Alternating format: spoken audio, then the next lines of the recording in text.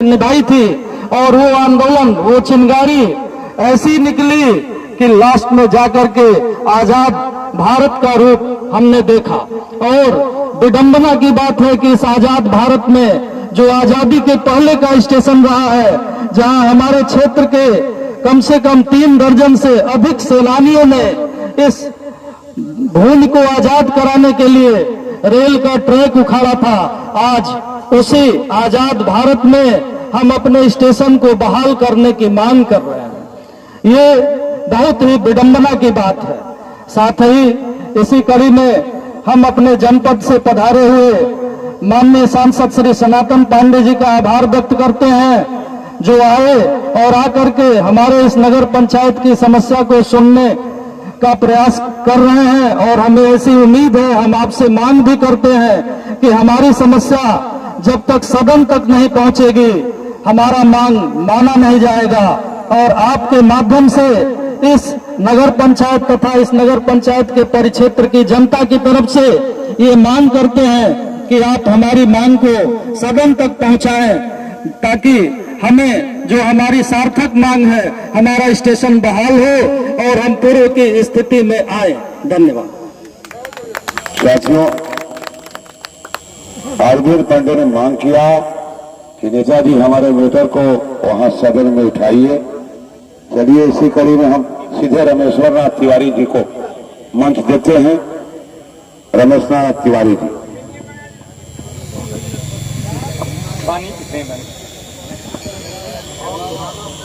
इस आंदोलन के संयोजक जी आज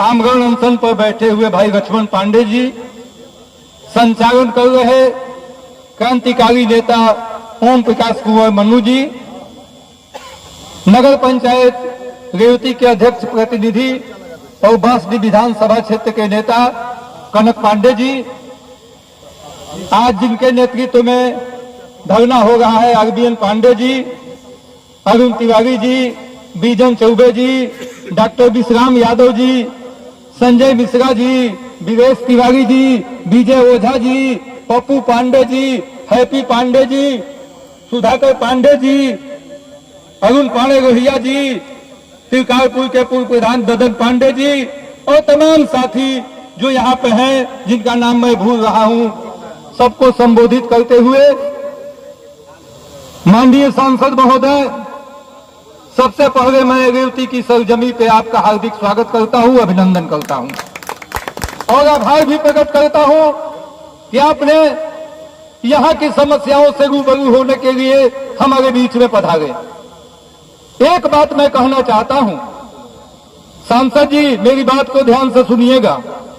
आपका रिश्ता केवल रेवती से सांसदी का रिश्ता नहीं है। मुझे याद है कि आज से 30-32 साल पहले जब रेवती में हमने कवि सम्मेलन की शुरुआत की थी, तो पहले आर्थिक दाता आप ही थे उस कवि सम्मेलन में, और जब तक आयोजन चला आप आर्थिक सहयोग करते रहे और हर आयोजन में रेवती में रात भर बैठ करके कविता सुनने का काम किए है। आपका रेवती से एक आत्मीय लगाव आज से नहीं है, आपके राजनीति करने के पहले से है। मैं उसी को याद दिलाते हुए आपसे मांग करता हूं कि मेरे पिताजी स्वतंत्रता संग्राम सेनानी थे। वो बताया करते थे कि 16 अगस्त को सेनानियों ने यहाँ की राइन उखाड़ दी थी।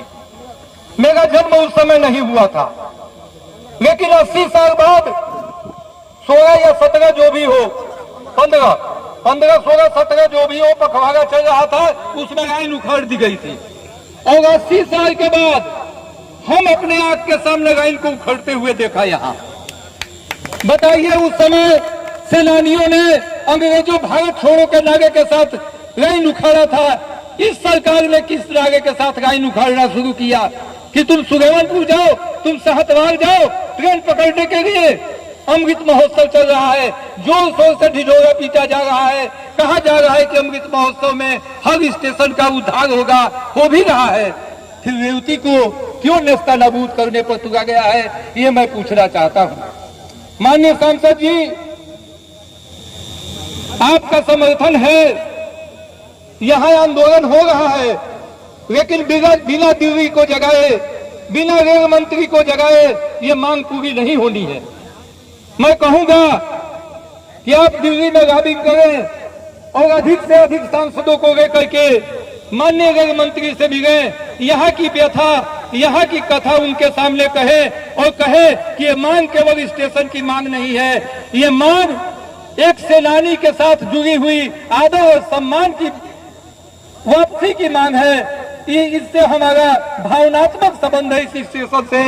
हमेशा जब स्टेशन पर आते हैं तो याद आता है कि सैलानियों द्वारा उखाड़ा गया, सैलानियों द्वारा आंदोलन किया गया स्टेशन है, उसकी याद हमारे साथ जुड़ी हुई है। मैं चाहूंगा कि इससे जो हमारा भावनात्मक लगाव है उसको कायम रखने के लिए आप निश्चित रूप से लड़ाई लड़ें। और अब तो आप रेलवे अस्थायी समिति के सदस्य भी मनोनीत हो चुके हैं। रेलवे के अधिकारी आपकी बात सुनेंगे, निश्चित रूप से सुनेंगे। एक बार आप व्यक्तिगत रूप से मिल करके अपने व्यक्तिगत काम की तरह इस काम को लीजिए और इसको कराने का नाम कीजिए। मैं कहूंगा माननीय सनातन पांडे जी, राजनीति आती है, राजनीति जाती है, नेता आते हैं, नेता जाते हैं, किसी किसी नेता का नाम रह जाता है। अगर आपके नेतृत्व में स्टेशन बहाल होगा, आप रहे न रहे, सदियों तक आपका नाम इस रेवती के साथ जुड़ा रहेगा कि सनातन पांडे जी एक बार सांसद हुए थे बलिया से, तो उन्होंने इस रेवती स्टेशन को बहाल कराने का काम किया था। एक बात और बता देना चाहता हूं मैं, पूरे बलिया जनपद में एकमात्र रेवती स्टेशन ऐसा है जिसमें 2 लोकसभा क्षेत्र के लोग बराबर की संख्या में चढ़ते हैं।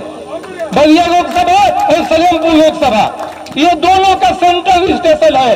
बलिया में किसी भी स्टेशन को ये नसीब नहीं है, ये केवल रेवती स्टेशन को नसीब है। आज उसी को मटिया मीट करने की कोशिश की जा रही है।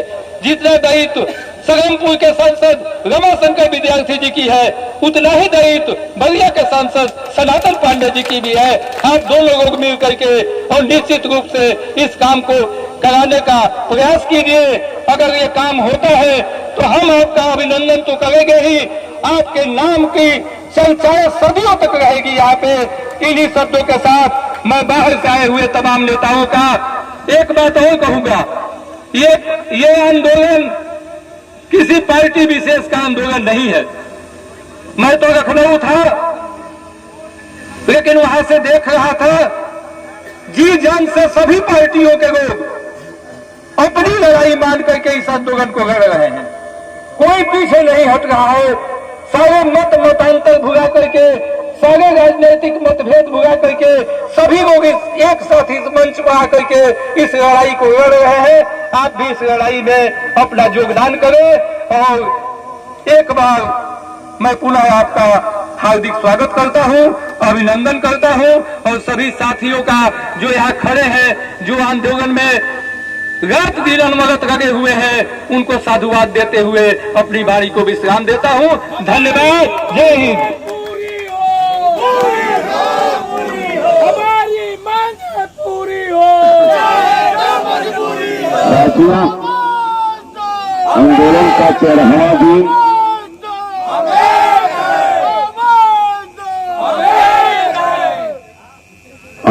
का 13वां दिन और लक्ष्मण पांडे जी के भूख हड़ताल का पहला दिन शुरू हो चुका है।